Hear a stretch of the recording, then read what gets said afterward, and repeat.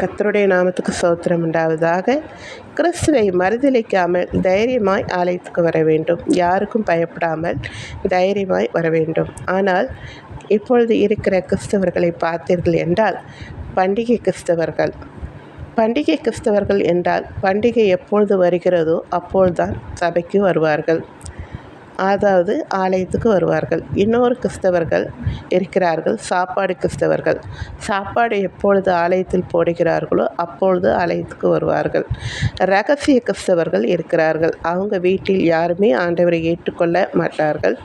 இவர்கள் மட்டும் ஆண்டவரை ஏற்றுக்கொண்டு யாருக்கும் தெரியாமல் இரகசியமாய் ஆலயத்துக்கு வருவார்கள். தலைமுறை கிறிஸ்தவர்கள் இருக்கிறார்கள். அவர்கள் எப்படி என்றால் தாத்தா பாட்டி காலத்தில் இருந்தே கிறிஸ்தவர்களாக இருப்பார்கள்.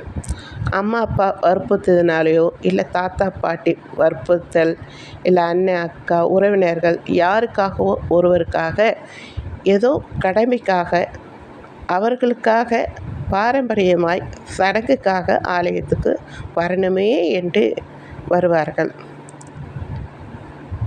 பிறகு பார்த்தீர்கள் என்றால் உண்மை கிறிஸ்தவர்கள் அவர்கள் யார் என்றால் ஆண்டவரை உண்மையாய் ஏற்றுக்கொண்டு எப்பொழுதும் ஆண்டவரை நாம் தொழுது கொள்ள வேண்டும், ஆண்டவருடைய சித்தத்தை அறிந்து அதன்படி செய்ய வேண்டும் என்று சத்தியத்தை கேட்கவும் ஆலயத்திலே ஆண்டவரை பாடி துதிக்கவும் ஜெபிக்கவும் உண்மையாய் ஆண்டவருக்கு பயந்து அவருடைய வழியிலே நடக்கிறவர்களாய் இருந்து எல்லா நற்கிரியையும் செய்யணும் என்று ஆண்டவருடைய சித்தத்தை எல்லாம் செய்து ஆண்டவருடைய ஆலயத்திலே சபை கொடுதலை விரும்பி ஓடி வருவார்கள்.